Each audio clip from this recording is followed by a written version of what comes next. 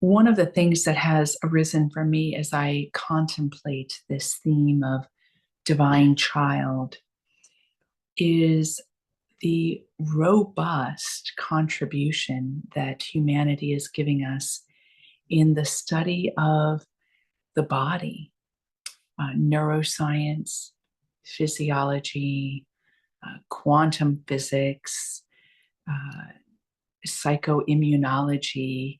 There are so many fields that are creating bridges for us in the understanding of who and what we are beyond the mechanical view of who and what we are. And today we're going to focus on the pineal gland. We're actually going to spend a little more time than just today, though I'm not sure if I'll do it sequentially or drop it in here and there. And why would I start there?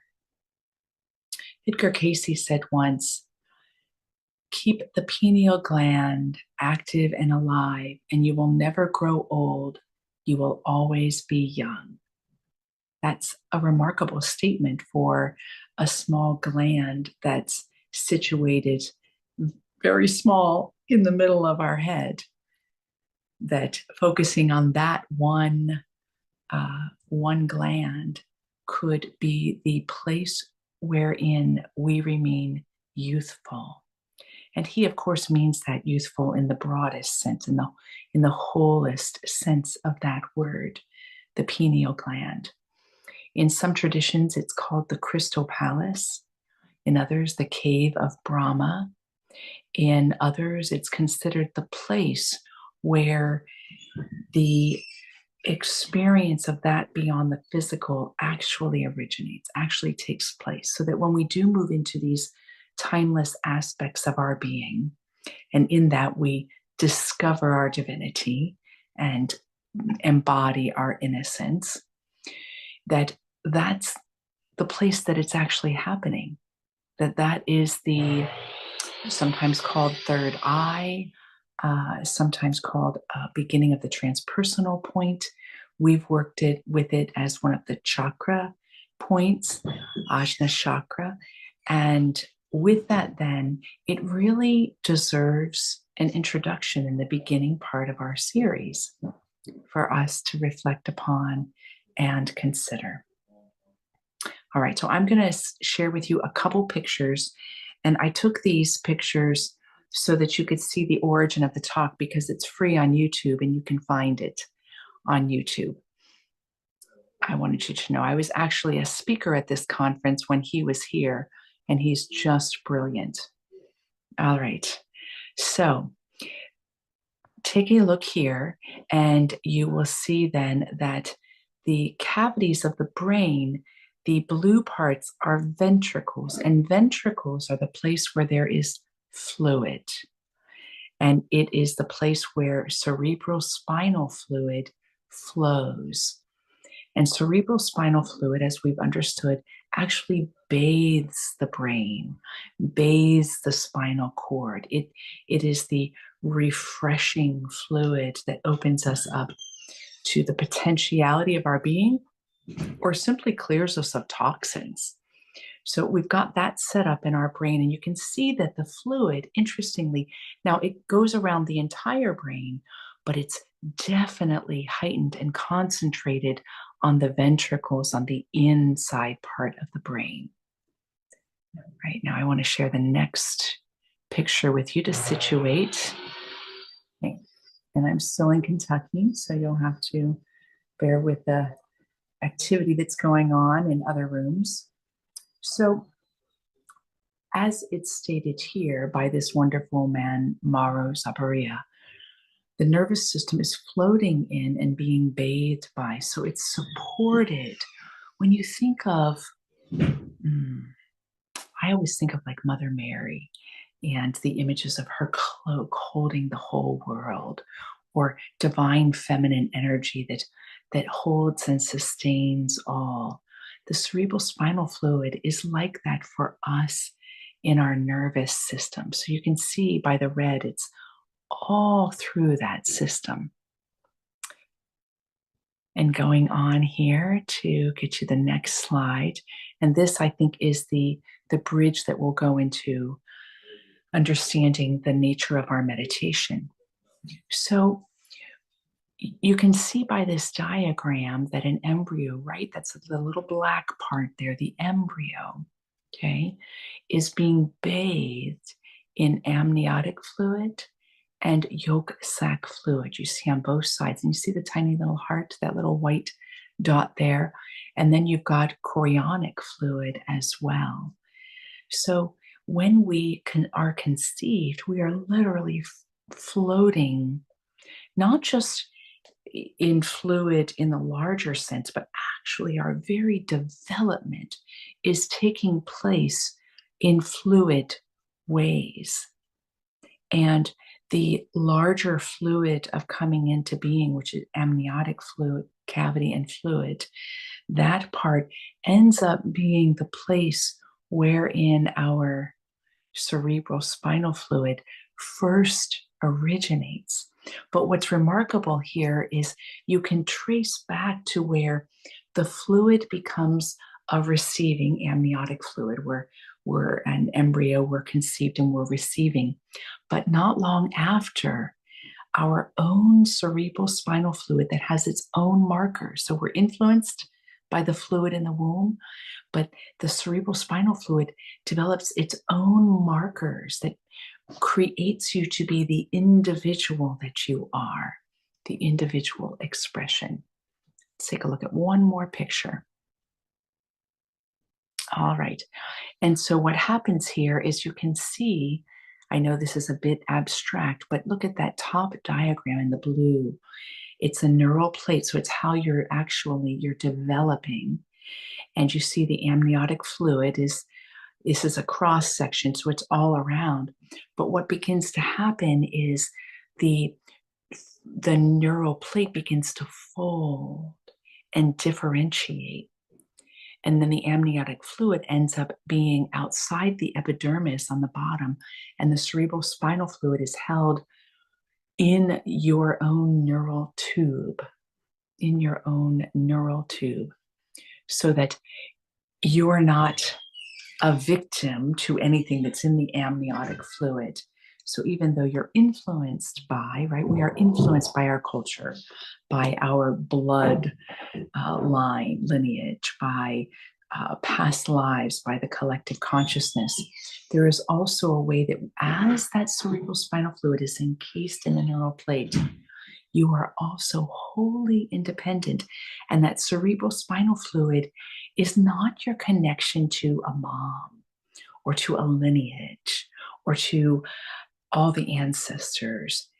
That is the connection to the divinity of your being. So pineal gland meditations have become very popular for that reason. They connect us back into that direct line physiologically. Now, anytime we're meditating, we do that just by virtue of meditating. When we enter into the unknown of our being, the pineal gland activates, and like Edgar Cayce points out, it becomes very active, and becoming very active, what happens is we touch in on the divine youthfulness of our being and the adult patterns that can constrain us and lock us in, like I brought up last night. They're not upon us. They are not influencing us. Are they part of our chemistry? Yes, they are there, but they are not impacting us. So that happens with any type of practice that opens you to the spaciousness of your being. But pineal gland meditations specifically work with developing the organ. And if you were to study Joe Dispenza's work, you will find that there are crystals on the pineal gland. And those crystals are it's like alchemy. They're activators. And you can actually increase the crystal constellation of your pineal gland by doing meditations that focus on that. Hence the ancient name of it being the Crystal Palace. And it is the way that we step into the I am of our being. We discover again the divinity of, it's the fountain of youth, isn't it? The divinity of the youthfulness that is part of our nature, that we sometimes get shrouded on our own enculturation process. So we're going to return to this topic a little bit more deeply because it's so rich. And I want these body understandings to come into this series along with the deep philosophical and theological inquiry that we do. So today what we're going to do is we're going to do a version of a pineal gland meditation. And again, what we're doing here is we are amplifying the pineal gland. We're giving focus to it, like you would go to a gym and you would work out your arms and you would begin to see your biceps a little bit. We are working the pineal gland so that it can work in our benefit even more. All right. And so you can take a look and you can Google. I kept the names of the conference SAND. It's a great conference. It doesn't exist anymore. I was a speaker at one of the last ones before the lockdown, and they've gone a different route. They're still doing great work online, but they stopped the in-person conference. You can look at his full video there. He gives a keynote, and then he gives a breakout session as well if you'd like to learn more. But all that information is there. And then you can learn more about him and his research.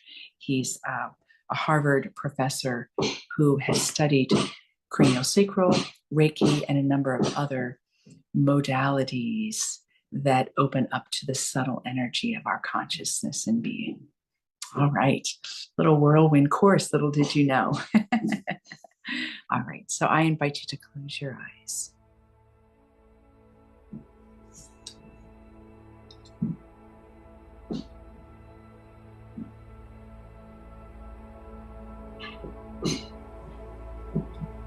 And bring your focus to your breath.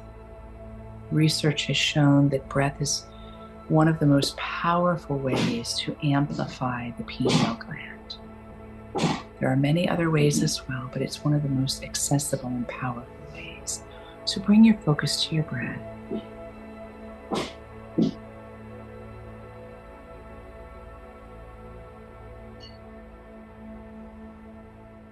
And as much as you can, let yourself breathe more and more large, bigger and bigger.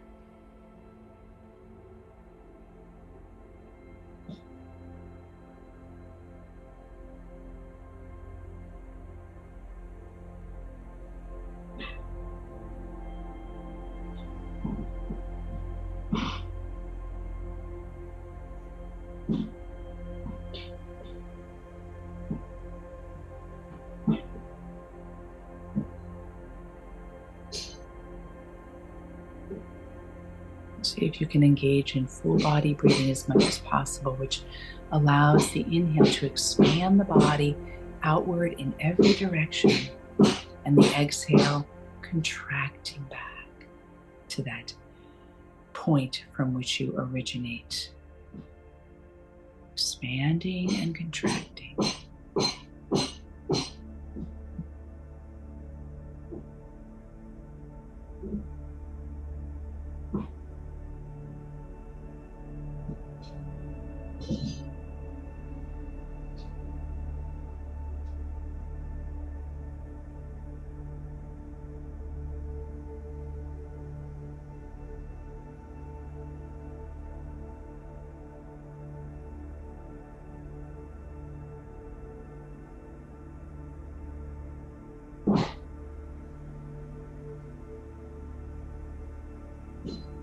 Now bring the focus down to the base of the spine. This is something we've done frequently, but we're going to do it in a unique way. And you're going to, on the inhale, draw the breath up the spine and focus it, pressing upon or moving into the pineal gland. So you can focus it, imagine, right into the center of your brain cavity. Intuitively do it or imaginatively do it. And then exhale, releasing. And inhaling up to the pineal gland and exhaling, releasing.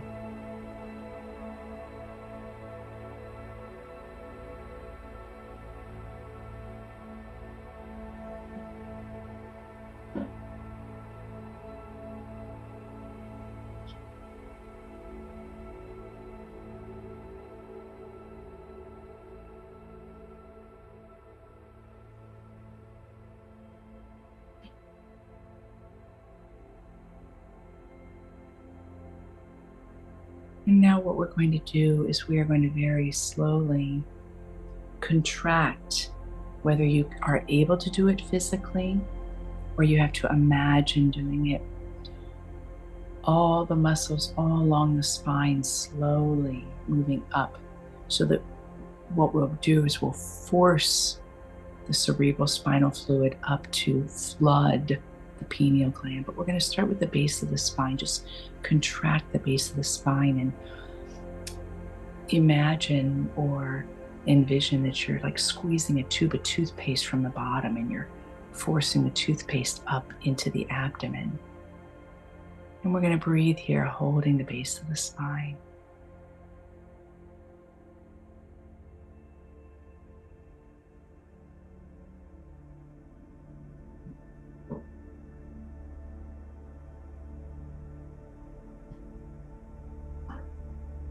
And contracting then into the abdomen.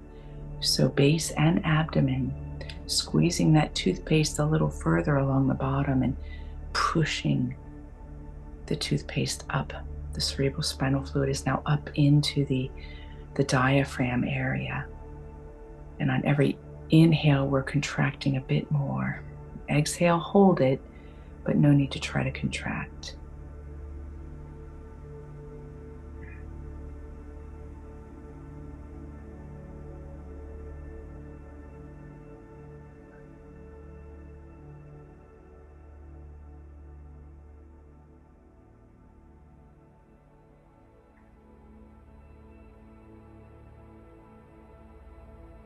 And contracting the diaphragm then again, pushing the cerebral spinal fluid up into the chest, the heart and lung area.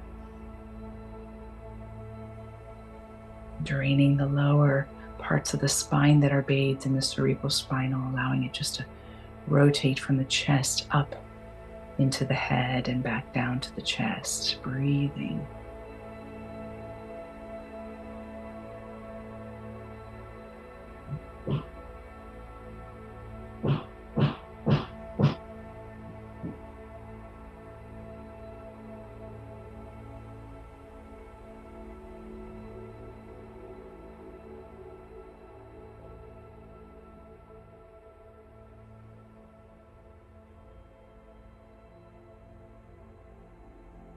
And contracting around the spinal column in the chest and the upper torso.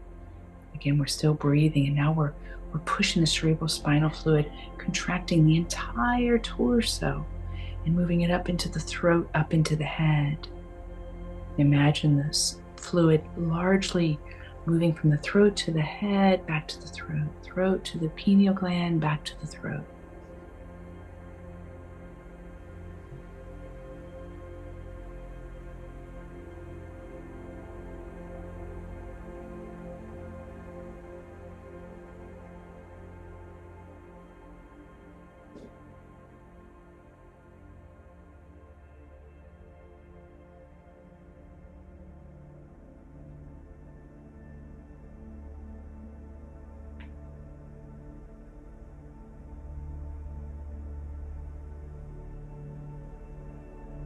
And contract even to the throat and focusing everything going to the pineal gland. You're contracting all the way up the body, breathing, and imagine or sense that fluid just flooding the pineal gland.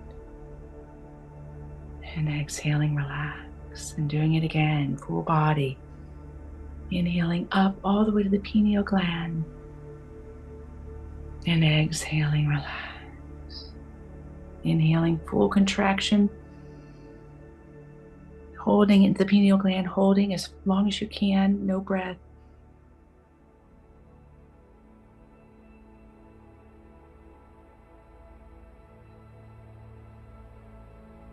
And relax. And continuing on, doing it the same way, contracting the whole body up into the pineal gland, letting the breath and the cerebral fluid go right there, holding.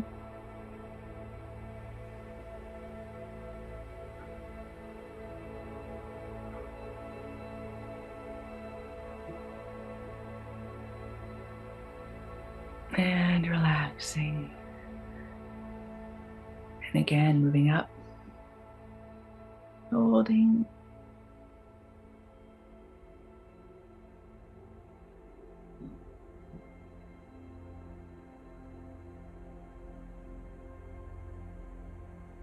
And relaxing. And again.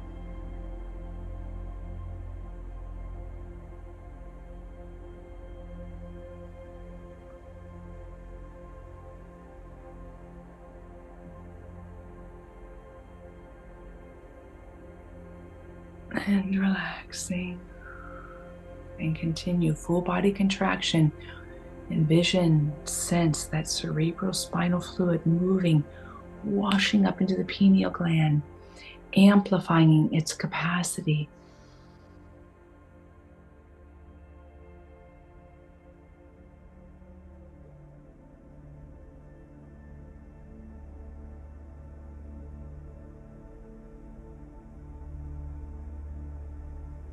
And relaxing. And again, go at your own pace, but hold as long as you can.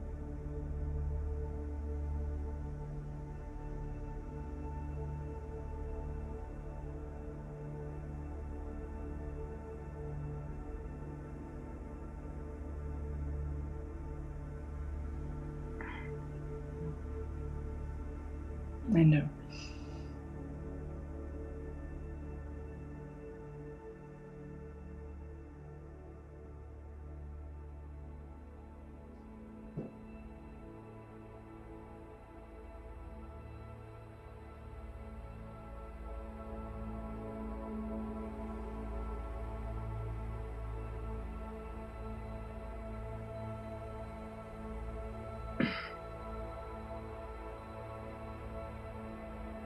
And again, continue.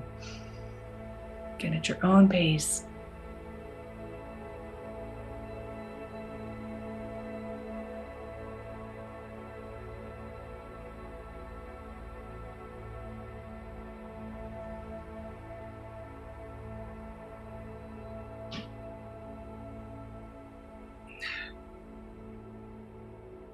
And again.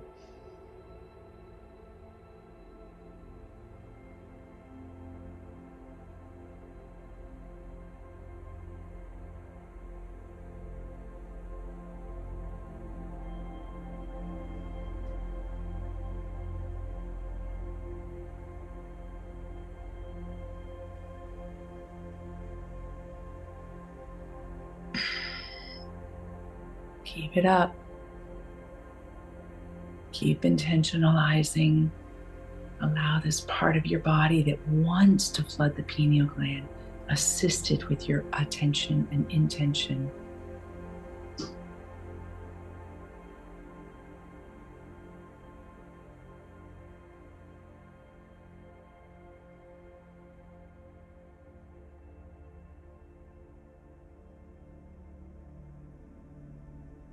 And release.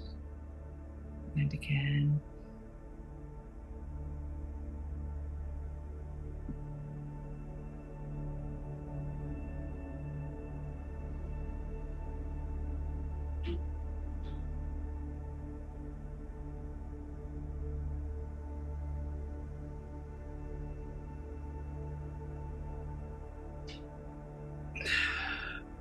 Continue. Contracting through the whole body, all the way up to this crystal palace.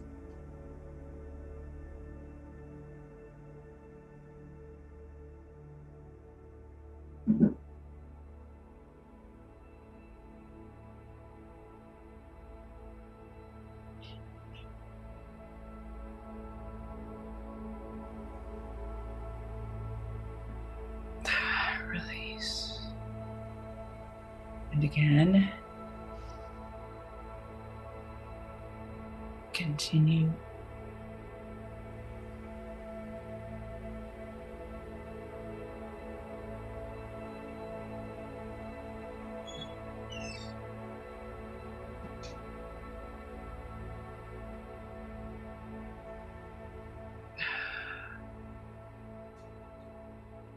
3 more breaths at your own pace.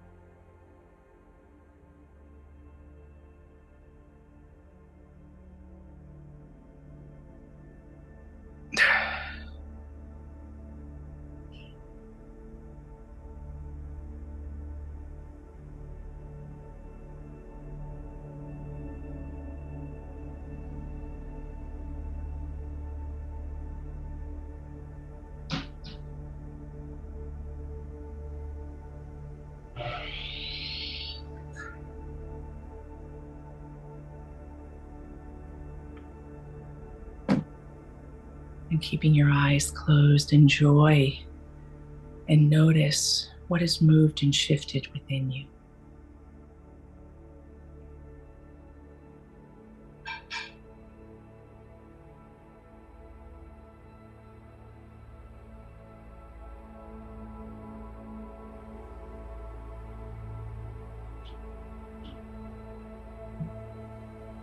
And when you're ready, open your eyes.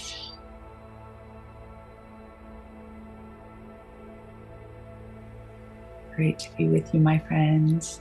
Enjoy your day.